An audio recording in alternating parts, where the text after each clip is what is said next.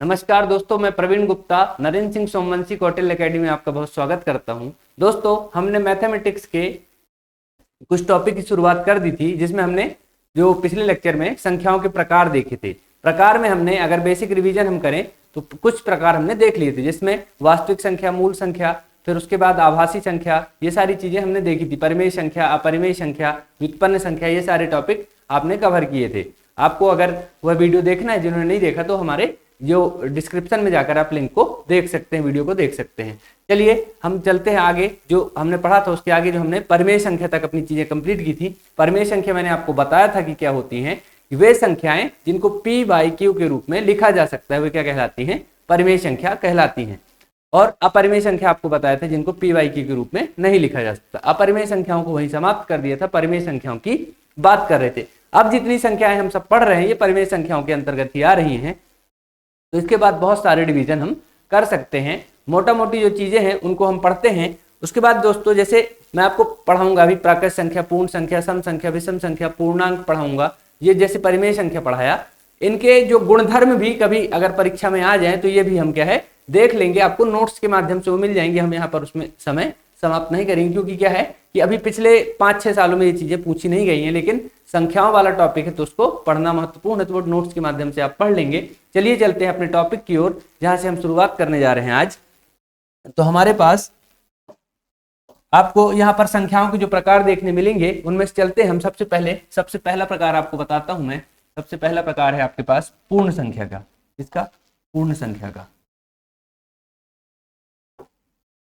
पूर्ण संख्या, पूर्ण संख्या क्या होती है दोस्तों? पूर्ण संख्या क्या होती है? तो पूर्ण संख्या मतलब होल नंबर, इसको इंग्लिश में बोलते हैं होल नंबर। होल नंबर क्या होते हैं दोस्तों? आप 3 नंबर की डेफिनेशन साधारण से लिख देंगे, सब आपको पता भी है, बहुत छोटी छोटी चीजें हैं। 0 से 1 तक की संख्याएं, 0 से लेके अनंत तक की संख्याएं, 0 से अनंत तक की संख्याएं। ठीक है, क्या बोला मैंने? 0 से लेकर अनंत तक की संख्या, ये क्या कहलाती है दोस्तों? ये कहलाती है पूर्ण संख्याएं। ठीक है, 0 से लेकर अनंत तक, मतलब 0 इसमें शामिल होगा। तो 0 को बहुत महत्वपूर्ण रूप से आपको याद रखना है कि 0 से लेकर अनंत तक की, कहां तक? इनफाइनाइट। 0 टू इनफाइनाइट नंबर क्या कहलाएंगे? पूर्ण संख्या कहलाएंगे। उदाहरण आपको लिखना है तो ऐसे ब्रैकेट बना के आप लिख दोगे 0, 1, 2, 3, ये क्या कहलाएंगी? यहां से अनंत तक जो जाएंगी, इनफाइनाइट तक, ये क्या कहलाएंगी? आपकी पूर्ण संख्या कहलाएंगी। चलिए चलते हैं दूसरे टॉपिक की ओर। ये बहुत आसान सी चीज, इसलिए इनको जल्दी जल्दी बता के छोड़ा जा रहा है। आपको 3 नंबर में आया तो सीधी सीधी डेफिनेशन लिख देना। इसके बाद आता है प्राकृत संख्या। क्या आता है? प्राकृत संख्या या नेचुरल नंबर। नेचुरल नंबर, प्राकृत संख्या, इसको क्या बोलते हैं? प्राकृतिक संख्या या नेचुरल नंबर भी बोलते हैं। ठीक है, नेचुरल नंबर। ठीक है, नेचुरल नंबर क्या होते हैं दोस्तों? अब देखिए, प्राकृतिक रूप से संख्या, जिसको हम वास्तविक रूप से नेचुरली हम जिनको नंबर के रूप में यूज कर रहे हैं, सीधी सी बात है। तो हम किसी भी चीज की गणना 0 से तो आरंभ करते नहीं है। किससे आरंभ करते हैं? 1 से आरंभ करते हैं। तो 1 से लेके अनंत तक की संख्याएं क्या कहलाएंगी? आपकी प्राकृतिक संख्या कहलाएंगी। 1 से लेके अनंत तक की संख्याएं, अनंत, कहां से? 1 से लेके अनंत तक की संख्या क्या कहलाएंगी? आपकी प्राकृतिक संख्या कहलाएंगी। ठीक है, 1 से लेके 1, 2, 3, 4, 5, ऐसे करके आप चले जाएंगे, इनफाइनाइट तक चले जाएंगे। ठीक है, तो क्या कहला जाएंगी? ये आपकी प्राकृत संख्या। ठीक है, तो ये चीजें आपको समझना है। प्राकृत संख्या में एक चीज और बता दूं दोस्तों आपको, ये पूर्ण संख्या है, प्राकृत संख्या, इनके कुछ गुणधर्म होते हैं, है ना? वो हम क्या कर लेंगे, नोट्स के माध्यम से आप पढ़ लेना। बहुत सारे गुणधर्म आपको बता दूंगा, इनमें अंतर है, वो सारी चीजें आपको वहां मिल जाएंगी। प्राकृत संख्या को दोस्तों एक और नंबर याद रखिएगा, कभी 3 नंबर में आ जाए कि हिंदू अरबी संख्या किसे कहते हैं? क्या बोलते हैं? हिंदू अरबी संख्या किसे कहते हैं? तो ये प्राकृत संख्या ही है, जिनको हम क्या कहते हैं? हिंदू अरेबिक नंबर भी कहते हैं। क्या कहते हैं? हिंदू अरबी संख्या। क्या बोलते हैं? हिंदू अरबी संख्या। हिंदू अरबी संख्या बहुत महत्वपूर्ण है, याद रखिएगा, क्योंकि क्या है, एमपीपीएससी में कभी ऐसे अनोखे तथ्य पूछ लेता है कि हिंदू अरबी संख्या क्या होती है, तो आप बता दीजिएगा कि 1 से लेकर अनंत तक की संख्या या प्राकृत संख्याओं को क्या कहते हैं? हिंदू अरबी संख्या भी कहते हैं। ठीक है, तो हिंदू अरबी संख्या हो, प्राकृत संख्या हो, इंडो अरेबिक नंबर, जिसको इंग्लिश मीडियम वाले बोलेंगे नेचुरल नंबर को, तो वो क्या कहला जाएंगे? हिंदू अरबी संख्या कहलाएंगी। तो आपको कभी पूछ ले कि प्रथम 5 हिंदू अरेबिक नंबर का योग बताइए, तो आप कंफ्यूज मत होइएगा, प्राकृत संख्या और हिंदू अरेबिक नंबर एक ही बात है। ठीक है, चलिए चलते हैं आगे। तो हमारे पास अब 2 टॉपिक हुए। इसके बाद अगर मैं जाऊं तो पूर्णांक क्या होता है दोस्तों, पूर्णांक क्या होता है, क्या होता है पूर्णांक। पूर्णांक का सीधे सीधे अगर शाब्दिक अर्थ देखोगे, पूर्णांक का अगर क्या देखोगे शाब्दिक अर्थ देखोगे, तो जो पूरी तरह से अंक है, मतलब जिसको फुल नंबर है, फुल नंबर में है, ठीक है ना, मतलब उसके पीछे पीछे क्या नहीं है, उसके पीछे दशमलव नहीं है, कोई फ्रैक्शन नहीं है, कोई करनी नहीं है, कोई चीजें नहीं है, तो वो क्या कहलाएगा, पूर्णांक कहलाएगा। अब पूर्णांक की डेफिनेशन अगर आपको लिखना है तो आप क्या क्या लिखेंगे कि समस्त धनात्मक संख्याएं, समस्त ऋणात्मक संख्याएं एवं शून्य, क्या समस्त धनात्मक संख्याएं, समस्त ऋणात्मक संख्याएं एवं शून्य को मिलाकर क्या होता है, पूर्णांक संख्याएं बनती हैं। तो कौन कौन सी संख्या आती है इसमें, समस्त धनात्मक धनात्मक धनात्मक संख्याएं आती हैं, प्लस समस्त क्या कहलाती हैं, ऋणात्मक संख्याएं आती हैं, ऋणात्मक संख्याएं आती हैं, प्लस क्या आता है, शून्य आता है, ठीक है। ये सब मिला के क्या बन जाता है, पूर्णांक बन जाता है। इसको इंटीजर बोलते हैं, क्या बोलते हैं, इंटीजर बोलते हैं। समस्त धनात्मक संख्याएं, ऋणात्मक संख्याएं और क्या हो जाएगा, शून्य यहाँ पर शामिल हो जाएगा। धनात्मक संख्या में 1 2 3 4 जो भी आपकी है ये सारी इनफाइनाइट तक, यहाँ पर ऋणात्मक संख्या आपको नंबर लाइन बताई थी, क्या बताई थी, नंबर लाइन बताई थी, उसमें आपको मालूम होंगी चीजें कि क्या क्या होता है नंबर लाइन में। नंबर लाइन में क्या होता है, यहाँ पर शून्य होता है, शून्य होता है, यहाँ पर इस तरफ क्या होती है, पॉजिटिव वैल्यू होती है, इस तरफ क्या होता है, यहाँ पर नेगेटिव वैल्यू होती है। तो यहाँ पर नेगेटिव वैल्यू, पॉजिटिव वैल्यू और शून्य, ये तीनों मिलाकर क्या बन जाता है आपका, क्या बन जाता है आपका, यहाँ पर पूर्णांक बन जाता है, ठीक है। तो पूर्णांक में आपको कोई समस्या नहीं। तो कौन कौन सी संख्या होगी, पूर्ण संख्या, प्रकट संख्या और पूर्णांक, ये तीनों चीज आपकी हो गई। चलिए चलते हैं आगे। तो इसमें आपको एक याद रखने वाली चीज क्या बताया मैंने आपको कि पूर्णांक क्या होगा, ये पूर्ण नंबर होगा, दशमलव वाली संख्या इसमें काउंट नहीं होंगी, ठीक है ना। इसमें धनात्मक, ऋणात्मक और शून्य तीनों चीजें आ जाएंगी, ठीक है। धनात्मक, ऋणात्मक और शून्य सभी चीजें आ जाएंगी किसके अंतर्गत, पूर्णांक के अंतर्गत।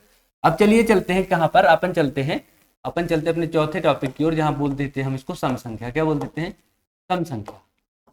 सम संख्या की डेफिनेशन आप जैसी चाहें वैसी, कि वे समस्त संख्याएं जिनका इकाई का अंक 0 2 4 6 8 है, क्या है, 0 2 4 6 8 है, क्या कहला जाएंगी, सम संख्या। वे समस्त संख्याएं जो 2 से पूर्णतया विभाजित हो जाती हैं, क्या हो जाती हैं, 2 से पूर्णतः विभाजित हो जाती है, वो क्या कहलाएंगी, सम संख्या कहलाएंगी, ठीक है।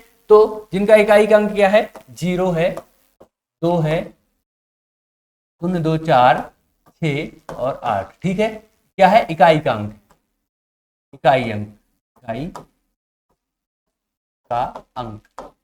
जिन संख्याओं के इकाई का अंक क्या है, 0 2 4 6 8 है, वो क्या हो जाएंगी, सम संख्या हो जाएंगी। या वे समस्त संख्याएं जो 2 से पूर्णतः विभाजित हो जाती हैं, सम संख्या कहलाती हैं, ठीक है। तो ये क्या कहलाएंगी, आपकी सम संख्या। इसके बाद आपका आएगा विषम संख्या। क्या आएगा, विषम, ठीक है। विषम संख्या अर्थात ऑड नंबर। क्या, ऑड नंबर क्या कहलाएगा आपका, तो वे समस्त संख्याएं जिनका इकाई का अंक क्या है, 1 3 5 7 9 है, क्या है, 1 3 5 7 9 है, 1 3 5 7 9, क्या है, इकाई का अंक, इकाई का अंक, इकाई का अंक। वे समस्त संख्याएं जिनका इकाई का अंक क्या है, 1 3 5 7 9 है, वे क्या कहला जाएंगी, आपकी विषम संख्या हो जाएंगी। तो सम संख्या हो गई, विषम संख्या हो गई। उदाहरण जरूर लिखते जाइएगा, जैसे यहाँ पर ये तो आप लिख ही देंगे, इसके अलावा सम संख्याओं के उदाहरण जो भी लिखना आपको, 12 लिख दो, 56 लिख दो, ठीक है, ये सब चीजें लिखते जाना। विषम संख्याओं में लिख देना आप 37 लिख देना, ठीक है, 39 लिख देना, जो भी आपका मन पड़े लिख देना। तो ये उदाहरण हो जाएंगे। सम संख्या आपको समझ में आ गई, विषम संख्या आपको समझ में आ गई, ठीक है। इसके बाद चलते हैं हम क्या, अभी बहुत सारी प्रकार की चीजें, भाज्य संख्या लिख लो, चलो भाज्य, ठीक है। भाज्य संख्या क्या होती है, भाज्य संख्या क्या होती है कि वे समस्त संख्याएं जिनके 2 या 2 से अधिक क्या हो जाए, गुणनखंड हो, जिनके 2 या 2 से अधिक गुणनखंड हो जाए, वो क्या कहलाएंगी, भाज्य संख्या कहलाएंगी। कितने, 2 या 2 से अधिक, 2 या 2 से अधिक, 2 से अधिक, ठीक है।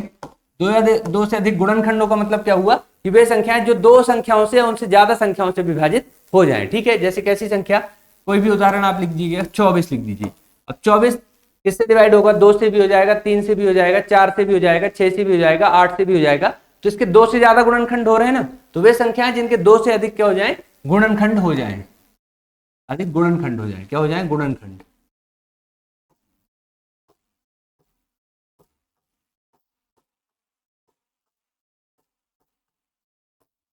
गुणनखंड हो जाए। ठीक है, गुणनखंड आपके 2 या 2 से अधिक गुणनखंड हो जाए तो क्या कहला जाएंगी, भाज्य संख्या कहला जाएंगी। ठीक है ना, तो भाज्य संख्या आपको समझ में आ गई। इसके उदाहरण लिख दीजिएगा, 24 लिख दीजिएगा, 36 लिख दीजिएगा, और जो भी आपका यहाँ पर कुछ भी 8 लिख दीजिएगा, तो ये कहला जाएंगी भाज्य संख्या कहला जाएंगी। ठीक है, इसके बाद सबसे महत्वपूर्ण आपका जो गणित में टॉपिक आ रहा है वो क्या कहला रहा है, अभाज्य संख्या। अभाज्य संख्या अपने आप में बहुत बड़ा टॉपिक होता है, उसको हम पढ़ने जा रहे हैं। क्या बोलते हैं, अभाज्य संख्या। अभाज्य संख्या, अभाज्य संख्या ये क्या है, अभाज्य संख्या जो गणित का क्या है, जान कहलाती है, बहुत बड़ी चीज कहलाती है। इससे बहुत सारे प्रश्न हमेशा बहुत सारे एग्जाम में आते हैं। तो क्या ये बहुत प्रसिद्ध होती है, क्या होती है, बहुत प्रसिद्ध संख्या होती है। तो जैसे जो चीज जो बहुत प्रसिद्ध होती है, जैसे आपकी जिंदगी में जो कोई बहुत प्रसिद्ध होगा, जो बहुत आपका फेवरेट होगा, तो आप उसके क्या विभिन्न विभिन्न प्रकार के नाम रख लेते हैं अपने फोन में, विभिन्न विभिन्न प्रकार से सेव कर लेते हैं। वैसे भी ये अभाज्य संख्या के क्या है, विभिन्न विभिन्न नाम है। एक तो इंग्लिश में इसका नाम प्राइम नंबर है। क्या नंबर है, प्राइम नंबर इसका नाम है। ठीक है, या तो इसका नाम क्या है, रूढ़ संख्या भी इसी को कहते हैं। क्या कहते हैं, रूढ़ संख्या। अगर 3 नंबर में आ जाए रूढ़ संख्या तो रूठ मत जाना वहां पर, रूढ़ संख्या की जगह ये अभाज्य संख्या ही है। क्या है, रूढ़ संख्या, रूढ़ संख्या। ठीक है, और प्राइम नंबर तो आपको पता ही है। तो अभाज्य संख्याओं के नाम मैंने बताया कि जो फेमस है उसके नाम ज्यादा, तो अभाज्य संख्याओं के नाम क्या है, रूढ़ संख्या हो जाएगा, प्राइम नंबर हो जाएगा। ठीक है, ये सारी चीजें आपको पता होंगी। तो अभाज्य संख्याएं क्या होती हैं दोस्तों, तो इसके तो बहुत सारे ये हो जाते हैं कि क्या डेफिनेशन अलग अलग हो जाती है, लेकिन बहुत ऑथेंटिक डेफिनेशन हम यहाँ पर पढ़ेंगे तो 3 नंबर में आप क्या करें, लिख सकें। तो अभाज्य संख्या की पहले डेफिनेशन तो लोग ये बता देते हैं, या जनरली आपको कहीं लिखी मिलेगी कि वे संख्याएं जो स्वयं से और 1 से विभाजित हो जाएं वो क्या कहला जाएंगी, कि अभाज्य संख्या कहला जाएंगी। तो ऐसा अपन को लिखना नहीं है। क्या, जो स्वयं से और 1 से विभाजित हो जाएं तो क्या हो जाएंगी, सिर्फ 2 संख्याओं से विभाजित तो अभाज्य संख्या। तो ऐसा नहीं होगा, क्योंकि अगर ऐसा होता तो एक अभाज्य संख्या होती। क्या होती, एक अभाज्य संख्या होती, जबकि एक अभाज्य संख्या नहीं है। ये बात आपको याद रखना है। क्या है, एक अभाज्य संख्या नहीं है। क्यों नहीं है, क्योंकि इसकी डेफिनेशन क्या आप बता रहे हो कि जो 1 से और स्वयं से विभाजित हो जाए, तो 1 से तो हो ही रही है और स्वयं से भी हो रही है, स्वयं मतलब 1। ठीक है, तो ये इसकी डेफिनेशन नहीं होगी। इसकी डेफिनेशन क्या बनती है दोस्तों, बहुत अच्छी डेफिनेशन, कि वे समस्त संख्याएं, क्या, वे समस्त संख्याएं जिनके केवल 2 गुणनखंड हो। कितने गुणनखंड हो, केवल 2 गुणनखंड, ना 2 से ज्यादा हो ना 2 से कम हो। कितने, केवल 2 गुणनखंड हो। वे संख्याएं, वे संख्याएं जिनके केवल 2 गुणनखंड हो, जिनके केवल क्या हो, 2 गुणनखंड, 2 गुणनखंड हो। ठीक है, जिनके केवल 2 गुणनखंड हो गए वो क्या कहला जाएंगी, अभाज्य संख्या कहला जाएंगी। अब इसमें आते हैं हम कि कौन कौन सी वैसी संख्या हो जाएंगी। ठीक है, इसको 2 को अपन लिख देते हैं 2।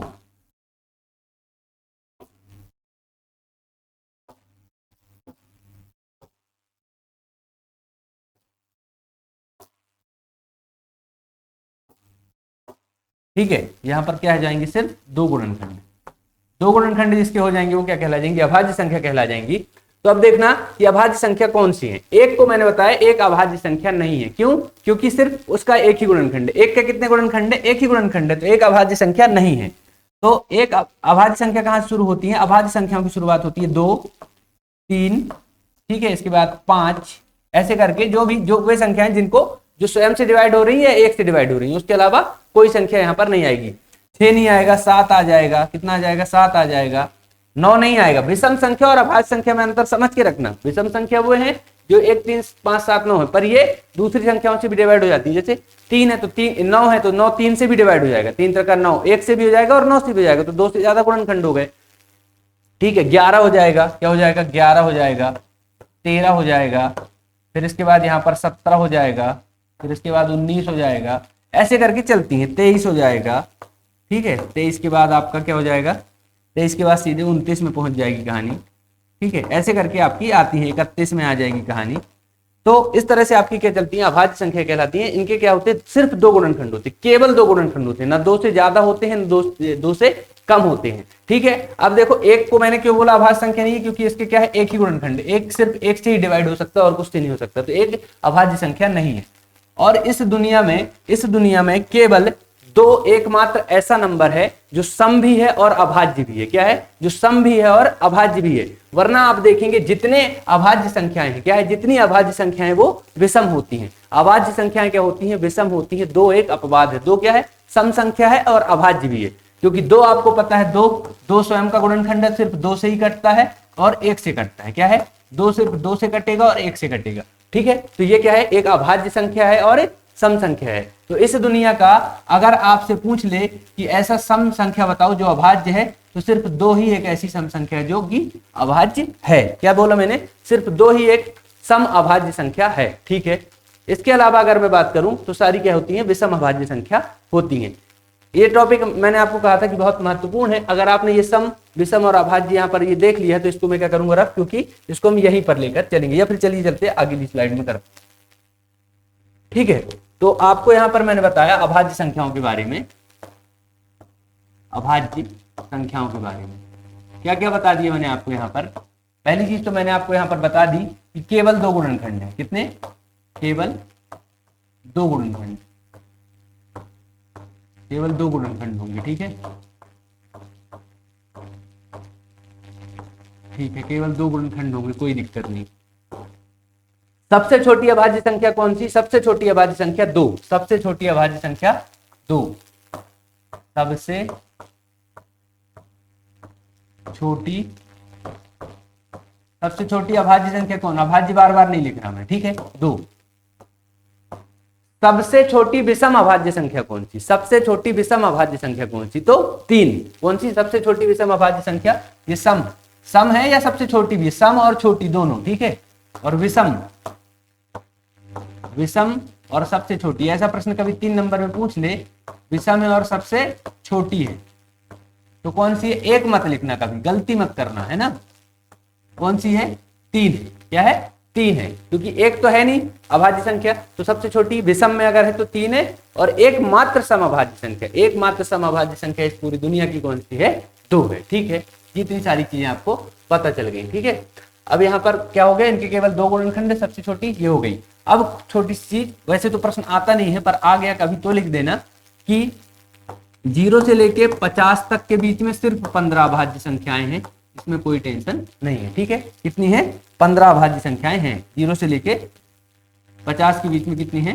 15 अभाज्य संख्याएं हैं।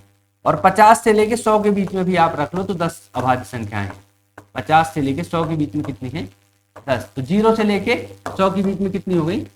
25 अभाज्य संख्या हो गई। लिख के रख लेना, इनकी कोई ट्रिक व्रिक नहीं है कि इनको कैसे निकालते हैं, लिखना ही पड़ेगा कि 1 होती है, 3 होती है, 5 होती है, 7 होती है, 11 होती है, 13 होती है, ठीक है, 17 होती है, 19 होती है, ऐसे करके आपको मिल जाएंगी। ठीक है, तो 0 से लेके 100 के बीच में कितनी अभाज्य संख्या होती है?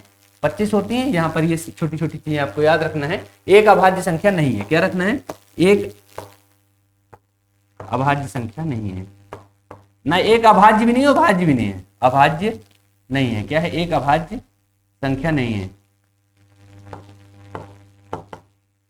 ना तो एक भाज्य है और ना अभाज्य। क्योंकि भाज्य संख्या की डेफिनेशन में क्या पढ़ा था? जो दो या दो से अधिक संख्याओं से डिवाइड हो सके। एक तो सिर्फ खुद से ही होता है, तो ये न भाज्य है न और अभाज्य संख्या, कुछ नहीं है, एक अभाज्य संख्या नहीं। ठीक है,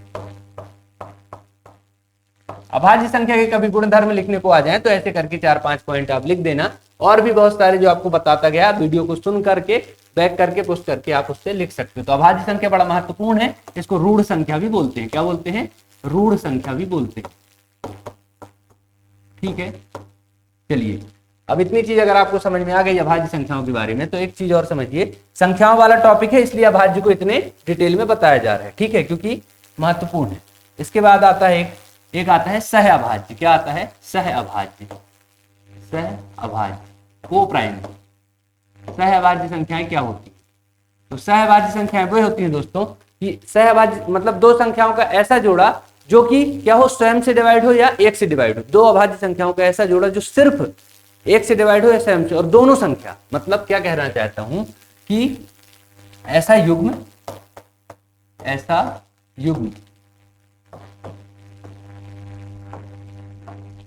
जो स्वयं से या एक से विभाजित हो, एक से विभाजित हो।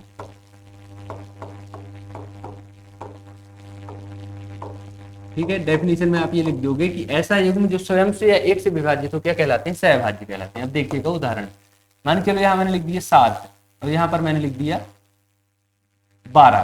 ठीक है, 7 और 12 लिख दिया। अब ये क्या है, 12 तो यहाँ पर भाज्य संख्या है, क्या है, 12 तो भाज्य संख्या है, लेकिन ये युग्म ऐसा है कि जो स्वयं से डिवाइड होगा या फिर 1 से डिवाइड होगा, क्योंकि 12 तो 4 से डिवाइड हो जाएगा, 3 से डिवाइड हो जाएगा, कोई बात नहीं, लेकिन 7 क्या है, उससे डिवाइड होगा, 4 से होगा, 3 से होगा, नहीं हो सकता। तो ये एक ऐसा युग्म है जो स्वयं से डिवाइड होगा या 1 से डिवाइड होगा। तो युग्म देखना आपको, अगर इसमें एक संख्या भाज्य भी है तो उससे कोई मतलब नहीं है। ठीक है ना, दोनों भी भाज्य या अभाज्य हो जाए उससे भी कोई मतलब नहीं है। ठीक है, इसके बाद चलते हैं अपन कि अब जैसे 25 होता, 25 है और 12 है। ठीक है, तो ये क्या है, सह अभाज्य के अंतर्गत आएंगे कि नहीं, ये 5 से कट जाता है, ये 4 से कट जाता है। ठीक है, तो क्या हो गया, ये दोनों अलग अलग रूप से सेम संख्या से कट रहे हैं, ये सिर्फ 25 से ही कटेगा, ये सिर्फ यहाँ पर 12 से कटेगा, तो यहाँ पर ये अंतर में नहीं आएगा। ठीक है, तो आपको क्या हो जाएगा, युग्म आपको याद रखना है जो सिर्फ 1 से कट रहा है या फिर स्वयं से कट रहा है। तो इस तरह के आप यहाँ पर उदाहरण लिख देंगे। ठीक है, सहभाज्य संख्या हो गई, और आपने यहाँ पर क्या पढ़ लिया, सहभाज्य संख्या के बाद अब चलिए चलते हैं आगे के कुछ टॉपिक पढ़ते हैं। एक टॉपिक होता है दोस्तों जिसको हम क्या बोलते हैं कि अभाज्य युग्म। अभाज्य युग्म किसे कहते हैं, क्या कहते हैं, अभाज्य युग्म। अभाज्य युग्म,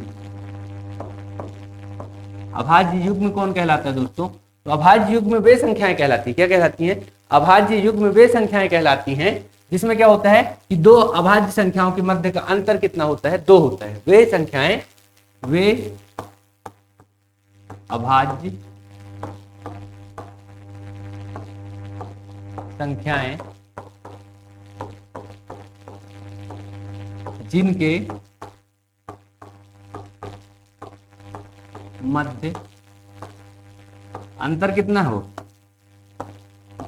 अंतर 2 है। ठीक है, जैसे 7 और 9, 7 और 9 कहा, 9 अभाज्य थोड़ी है। ठीक है, जैसे आपका 11 और 13, 5 और 7, तो ऐसा युग्म है जिनके क्या है, जिनके मध्य अंतर कितना है, 2 है, अंतर कितना है, 2 है। ठीक है, तो अभाज्य संख्याओं का ऐसा युग्म है जिनके मध्य अंतर कितना है, 2 है, तो वो क्या कहलाएंगी, अभाज्य युग्म कहलाएंगे। ठीक है, अब इसमें दोनों में अंतर क्या होता है, इसमें कोई संख्या भाज्य या अभाज्य दोनों हो सकती है, और इसमें क्या होता है, दोनों संख्या कहलाएंगी अभाज्य कहलाएंगी। अभाज्य युग्म में क्या है, अभाज्य युग्म में क्या कहलाएंगी, दोनों संख्या अभाज्य कहलाएंगी, और इनके मध्य अंतर कितना हो सकता है, 2 होगा, तो वो क्या कहला जाएंगी, अभाज्य युग्म कहला जाएंगी। ठीक है, ये भी सब गिनती की चीजें हैं। तो आपने कौन कौन सी चीजें पढ़ ली संख्याओं के प्रकार में, अगर पिछले लेक्चर और वर्तमान लेक्चर को मिलाकर देखें हम, तो आज हमने पढ़ा पूर्ण संख्या, प्रकृत संख्या, पूर्णांक पढ़ा। ठीक है, इसके बाद हमने क्या पढ़ा, सम संख्या पढ़ी, विषम संख्या पढ़ी, भाज्य पढ़ी, अभाज्य संख्या पढ़ी। ठीक है, अभाज्य के बाद पढ़ लिया अपन ने यहाँ पर सह अभाज्य भी पढ़ ली, क्या पढ़ ली, सहभाज्य पढ़ ली, और युग्मक अभाज्य भी पढ़ ली। ठीक है ना, इसके बाद हम चलते हैं एक नया टॉपिक या एक थोड़ा सा अच्छी चीज आपको बताता हूं। एक बोलते हैं संपूर्ण नंबर, क्या बोलते हैं, संपूर्ण नंबर। आपने पूर्ण संख्या तो पढ़ ली, एक पढ़ेंगे संपूर्ण नंबर। पूर्ण संख्या को क्या बोलते हैं, होल नंबर, और संपूर्ण नंबर को बोलते हैं परफेक्ट नंबर। क्या बोलते हैं, परफेक्ट नंबर, है ना। तो क्या बोलते हैं, परफेक्ट नंबर या संपूर्ण संख्या, है ना, संपूर्ण संख्या। संपूर्ण संख्या क्या कहलाती है दोस्तों, कि वो संख्या, वह संख्या जिसके क्या है, गुणनखंडों का योग उस संख्या के दुगने के बराबर। क्या बोला मैंने, वह संख्या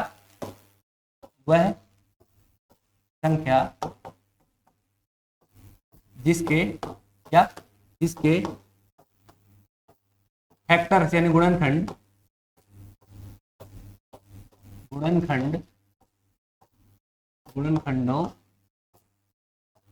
का योग संख्या के दुगने के बराबर कितना हो, संख्या के 2 गुने के बराबर।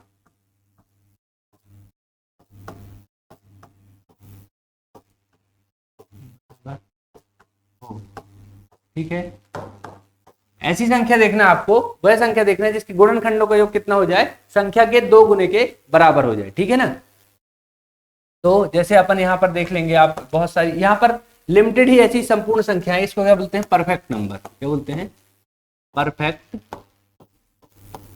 नंबर।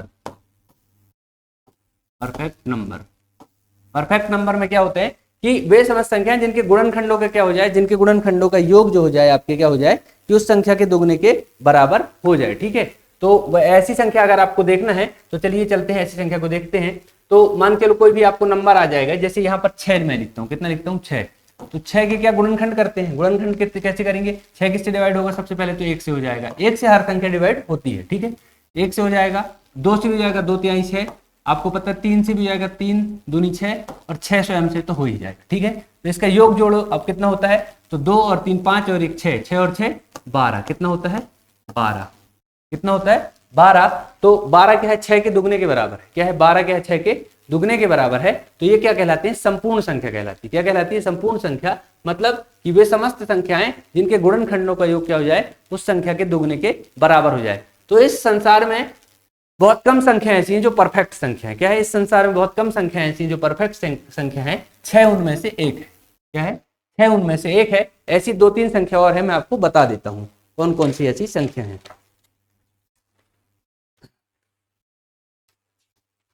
तो ऐसी संख्या अगर दोस्तों देखिए मैं आपको बता देता हूं कि 6 तो आपकी हो गई, इसके बाद क्या है आपका 6 28 496, 6 फिर 28 और फिर 496, मतलब यहां तक अगर आपके 1000 की रेंज में देखा जाए तो सिर्फ 3 नंबर ही ऐसे हैं जो क्या कहलाते हैं, संपूर्ण संख्या कहलाते हैं, 6 28 और 192। 28 का भी आप अगर ऐसे करके देखोगे तो 28 किससे कटेगा, सबसे पहले तो 1 से कटेगा, 2 से कटेगा, 3 से नहीं कटेगा, 4 से कटेगा, 5 से नहीं कटेगा, 6 से कटेगा, 6 से 18, 6 से 24 नहीं कटेगा, 7 चौके 28, 7 से कट जाएगा, 8 से नहीं कटेगा, 9 से नहीं कटेगा, 10 से नहीं कटेगा, 11 12 13 14 से कटेगा और 28 स्वयं से भी कट जाएगा। ठीक है, 14 से ऊपर जाएंगे तो सीधे 28 आएगा। अब इसको अगर हम जोड़े तो कितना होता है, 4 2 6 1 7 7 14, 14 28 और 28 56, कितना हो गया 56, और 56 के 28 का दुगना है। तो इस संसार में सिर्फ कितने, बहुत कम ही नंबर हैं, क्या क्या बताया मैंने आपको, 6 है, 28 है, 496 है, ये 1000 की रेंज में, बाकी होंगे पर 1000 के अंदर सिर्फ इतनी ही संख्या ऐसी है जो पूर्ण नंबर है, ये संपूर्ण नंबर है। संपूर्ण नंबर मतलब कौन कौन से हो गए आपके, यहाँ पर उदाहरण में अगर आप लिखोगे तो सिर्फ 3 नंबर लिख देना, 6 लिख देना, 28 लिख देना और 496 लिख देना। ठीक है, बाकी इनके बीच में कोई ऐसा नंबर नहीं जो अपने आप में संपूर्ण हो। संपूर्ण नंबर क्या होगा कि वह संख्या जिनके गुणनखंडों का योग क्या हो जाए, उस संख्या के दुगने के बराबर हो जाए। तो ठीक है, ये कुछ संख्याओं के प्रकार थे, और भी प्रकार जो छोटे मोटे यहाँ वहां से, जैसे द्विआधारी संख्या। तो द्विआधारी संख्या आपको पता है क्या होती है, 0 और 1 से मिलकर बनती है, बाइनरी नंबर जिसको हम बोलते हैं। संख्या तो वो भी है, तो क्या बोलेंगे उसको, द्विआधारी संख्या बोलेंगे। ठीक है, तो ऐसे करके बहुत सारी छोटी छोटी चीजें आपको प्रकार में मिल जाएंगी। इसमें हम ज्यादा लेक्चर को बड़ा नहीं करेंगे, हम चलेंगे कहाँ, इसके जो हमने दूसरा टॉपिक हमको पढ़ना है, कहाँ पे चलेंगे, जो संख्या एवं प्रकार में दूसरा टॉपिक हमको क्या करना है, पढ़ना है। ठीक है, तो इसमें दूसरा टॉपिक जो मुझे पढ़ना है या अपन को पढ़ना है, तो वो क्या कहलाएगा दोस्तों यहाँ पर कि बोर्ड मास, क्या सरलीकरण की प्रक्रिया हम पढ़ेंगे, क्योंकि वो संख्याओं के अंतर्गत ही आती है, सरलीकरण। ठीक है, सरलीकरण हमको पढ़ना है, सिंप्लीफिकेशन जिसको आप बोलते हैं, क्या बोलते हैं, सिंप्लीफिकेशन बोलते हैं। सिंप्लीफिकेशन में एक चीज जो सबसे बहुत महत्वपूर्ण आती है, वो क्या कहलाती है, बोर्ड मास महत्वपूर्ण कहलाती है। ठीक है, तो लिखते हैं बोर्ड मास क्या होता है। सिंप्लीफिकेशन के लिए हमको क्या पढ़ना है, बोर्ड मास। ठीक है, बोर्ड मास में एक अभी नया कॉन्सेप्ट जोड़ के आ गया है, जब से ये क्या हो रहे हैं, बार वाले सवाल आ रहे हैं, तो इसको बी बोर्ड मास भी अब पढ़ा जाने लगा है। क्या पढ़ा जाने लगा है, बी बोर्ड मास भी पढ़ा जाने लगा है। ठीक है, बी बोर्ड मास का हम फुल फॉर्म देखें अगर, तो ये क्या होता है, वेनाकुलम बार। क्या होता है, वेनाकुलम बार।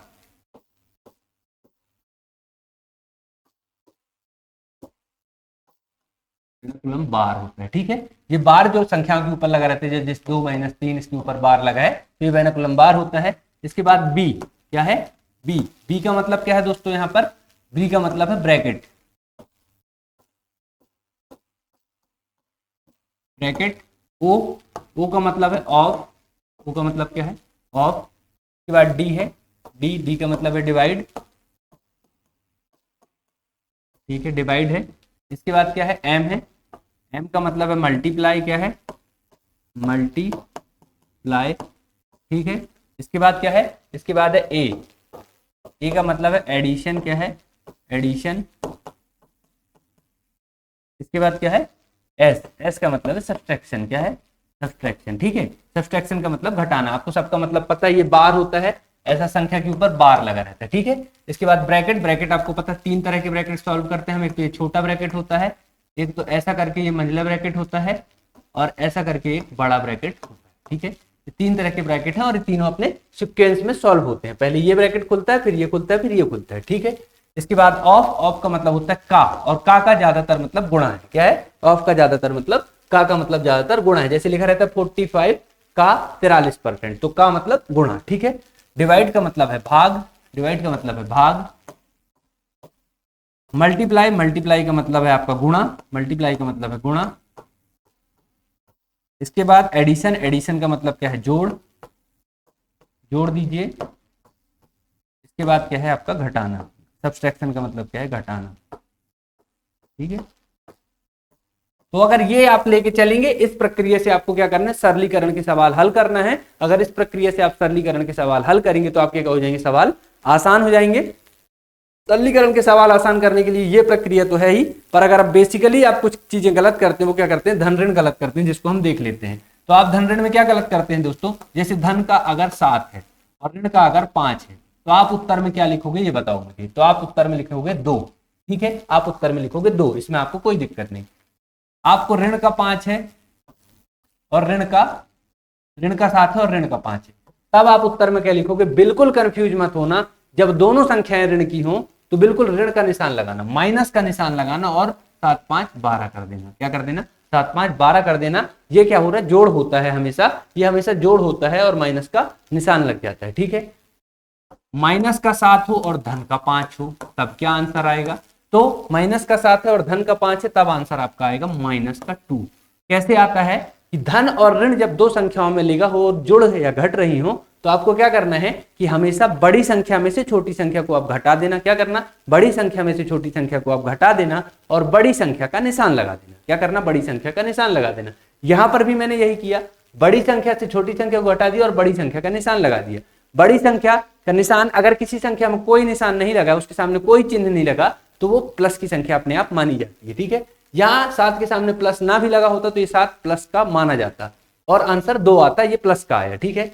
यहाँ पर बड़ी संख्या 7 है, बड़ी संख्या का निशान ऋण था तो ऋण का 2 लगाया, छोटी संख्या का निशान धन है तो धन का नहीं लगाएंगे, क्योंकि बड़ी संख्या का निशान लगाते हैं। धन ऋण के जोड़ में जो संख्या बड़ी हो उससे छोटी संख्या को घटाकर बड़ी संख्या का निशान लगाते हैं, ठीक है। तो ये कुछ चीजें आप याद रखना। अब ऋण हो, धन हो, तब तो कोई बात नहीं, धन धना धन धन, क्या धन हो और धन का 7 हो और धन का 7 हो, तो यहाँ पर धन धना धन धन मतलब 14, कोई दिक्कत नहीं, धन का निशान लगाने की जरूरत नहीं है, ठीक है। तो ये इतनी चीजें, अगर यही चीज आपको, या क्या है ये आपको एडिशन में आई है, कहाँ पे आई है, एडिशन में। अगर यही चीज आपको कहाँ आ जाए, मल्टीप्लीकेशन में, कहाँ आ जाए, मल्टीप्लीकेशन में, तो जैसे ऋण का 7 गुणे 5, तो आंसर क्या लिखोगे, आंसर हमेशा लिखना 35। क्या लिखना, गुणे में, संख्याओं के गुणे में कोई फर्क नहीं पड़ेगा, गुणा हमेशा उतना आएगा फर्क निशान का। तो ऋण और धन का गुणा हमेशा ऋण होगा, तो ऋण का 35 हो गया, ठीक है ना। इसको बहुत आसान भाषा में समझ सकते हैं आप, बिल्कुल दिक्कत नहीं है। आपने मेरे को ऋण का 7 रुपए में आपसे कर्जा लिया हूं, 7 रुपए मैंने आपसे 5 बार ऋणी हूं, मैं 5 बार आपसे ऋणी हो गया, 7 बार तो मैं आपका ऋणी ही रहूंगा। अर्थात एक संख्या ऋण की है, एक संख्या धन की है, तो हमेशा ऋण ही रहेगी, ठीक है ना। ऋण का 7 गुणे ऋण का 7, तो ऋण का धन का 49, क्या आएगा, धन का 49। मतलब ऋण का गुणा धन, ये बहुत महत्वपूर्ण है, याद रखना। 2 ऋण का गुणा कितना, धन, और 2 ऋण का जोड़ या घटाना कितना, ऋण, तो ऋण का गुणा यहाँ पर धन। तो हमेशा 2 ऋण की संख्याएं हो तो क्या लगाएगा, आंसर धन का आएगा, ठीक है। और जो क्या हो गया, दो, एक धन की होगी एक ऋण की होगी, दोनों धन की है तब तो कोई बात नहीं, 7 गुणे 7 है अगर तो 49 ही आएगा। दोनों ऋण की है तब भी आएगा, याद रखना। जब दोनों संख्या माइनस की है और गुणा हो रहा है तो चिन्ह बदल जाएगा, ठीक है। दोनों संख्या ऋण की है और जोड़ या घट रही है तो चिन्ह वही रहेगा। तो ये कुछ चीजें बेसिकली याद रखना, बार बार इसको देखना आप, क्योंकि यहाँ पर गलती अगर करोगे तो बोर्ड मास के या सरलीकरण के जो सवाल हैं, आसान से 3 नंबर जिन सवालों में मिल सकते हैं, बहुत ईजी आएंगे, तो वो गलत ना करें आप, ठीक है। तो इसमें आप गलत कर सकते हैं धन ऋण की संक्रियाओं में। क्या क्या मैंने कि धन ऋण के जोड़ में जो संख्या बड़ी हो उससे छोटी संख्या को घटाकर बड़ी संख्या का निशान लगा देना। बड़ी संख्या का निशान लगा दिया, यहां पर माइनस आता तो माइनस का निशान लगा दिया, ठीक है। जब दोनों संख्याएं ऋण की हों और कुछ बीच में निशान ना लगा हो तो क्या करना, दोनों को जोड़ देना और क्या करना, ऋण का निशान लगा देना। ऋण का 5, ऋण का 7, ऋण का 12, ठीक है। तो ऋण का 7, 5 ये चीजें, तो आप ये क्या कर देना, आप बिल्कुल कंफर्स्ट कर लेना। जब दोनों संख्याएं ऋण की हों और दोनों का गुणा हो रहा हो तो आंसर धन में आ जाए। ऋण ऋण का गुणा धन, धन ऋण का गुणा ऋण, याद कर लो बिल्कुल, धन ऋण का गुणा ऋण, ऋण ऋण का गुणा धन, ठीक है। इतनी सारी चीजें याद कर लेना। अब आपको ये चीजें समझ में आई क्या होता है। ये सरलीकरण को हल करने की एक प्रक्रिया है कि सबसे पहले कोई भी सवाल जब आप हल करें तो उसमें अगर बार लगा है तो सबसे पहले उस बार को हल कर दें, उस बार वाली चीज को हल कर दें। उसके बाद अगर उसमें कहीं क्या लगा है, ब्रैकेट लगा हुआ है, क्या लगा हुआ है, ब्रैकेट लगा हुआ है, तो आप उस ब्रैकेट को हल कर दें, उस कोष्टक को हल कर लें, कोष्टक के अंदर की चीजें हल कर लें, ठीक है। उसके बाद कहीं ऑफ लिखा हुआ है तो पहले उस संक्रिया को हल कर लें, का को हल कर लें, ऑफ को हल कर लें, मतलब उसका गुणा कर दें, ठीक है। इसके बाद डी कहीं लगा हुआ है, क्या लिखा हुआ है, डी लगा हुआ है, मतलब डिवाइड, तो पहले भाग की संक्रिया कर लें। ये नहीं कि पहले आप जोड़ना घटाना चालू कर दें, क्या कर दें, पहले भाग की संक्रिया कर लें, ठीक है ना। उसके बाद गुणा की संक्रिया करें, क्या करें, उसके बाद गुणा की संक्रिया करें, भाग कर लें, उसके बाद गुणा की संक्रिया करें, उसके बाद जोड़ें और फिर घटाएं। तो ये क्या कहलाता है, एक नियम है बोर्ड मास जो कि पूरे मैथमेटिक्स को इजी बनाएगा, पूरे मैथमेटिक्स को क्या करेगा, इजी बनाएगा। तो ये सरलीकरण में आपको संख्या एवं प्रकार में आएगा। चलिए चलते इससे संबंधित कुछ सवाल कर लेते हैं जिससे आपको क्या हो जाएंगी, चीजें और क्लियर हो जाएंगी, ठीक है। सवाल करते हैं, जैसे आपको सवाल में लिख के लाया हूं। जैसे मान के चलिए आपको कहीं लिखा मिल जाए, क्या मिल जाए, 4/15, क्या लिख जाए, 4/15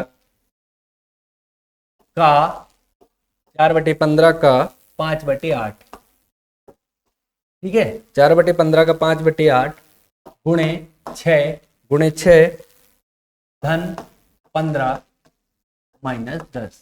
ये सवाल आपको लिखा मिल गया, ठीक है, सवाल आपको लिखा मिल गया। अब इस सवाल को आपको हल करना है तो बोर्ड मास के नियम में अगर आप जाएंगे, क्या बोर्ड मास के नियम में आप अगर जाएंगे तो क्या आपको सबसे पहले क्या करना है, ब्रैकेट की बात है तो वहां ब्रैकेट लगा नहीं है, ऑफ लगा है, हाँ तो ऑफ को हल कर लेंगे। किसको करेंगे, बोर्ड मास के हिसाब से ऑफ को हल करेंगे। ये लगा है ऑफ, यहाँ पर लगा है ऑफ यानी का, ठीक है। तो करते हैं इसको हल, 4/15, ठीक है, 4/15 ऑफ मतलब का गुणा 5/8 तो लिखेंगे गुणे 6 धन 15 ऋण 10।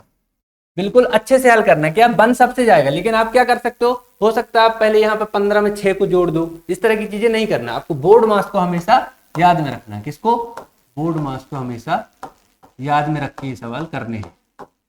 सबसे पहले क्या करना था, का, तो मैंने का को हल किया, का मतलब गुणा, इसको हल किया।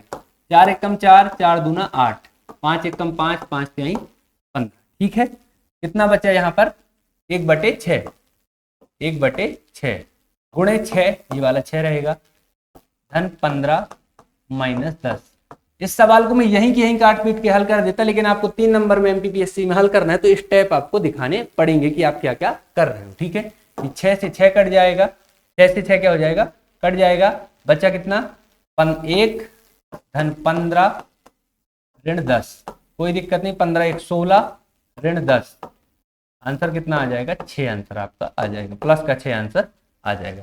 तो बोर्ड मास के नियम से हल करने पर ये आंसर आया, इसी नियम से आपको हल करना है, ठीक है, इसी नियम से आपको क्या करना है, हल करना है, ठीक है। तो ये आपका बोर्ड मास के और सवाल दोस्तों अपन क्या करेंगे, आगे के लेक्चर्स में क्या करेंगे, सॉल्व करेंगे। तो आपको बोर्ड मास और इकाई अंक, ये दो जो चीजें बची हैं, तो कल हमारा ये वाला टॉपिक क्या कर देंगे, हम खत्म कर देंगे। उसके बाद हमारा नया टॉपिक इकाई मापन की पद्धतियां चालू होगा। अगर आपको वीडियो पसंद आता है तो लाइक और शेयर करना ना भूलें और चैनल को सब्सक्राइब कर लें। मिलते हैं अगले लेक्चर में, बहुत बहुत धन्यवाद।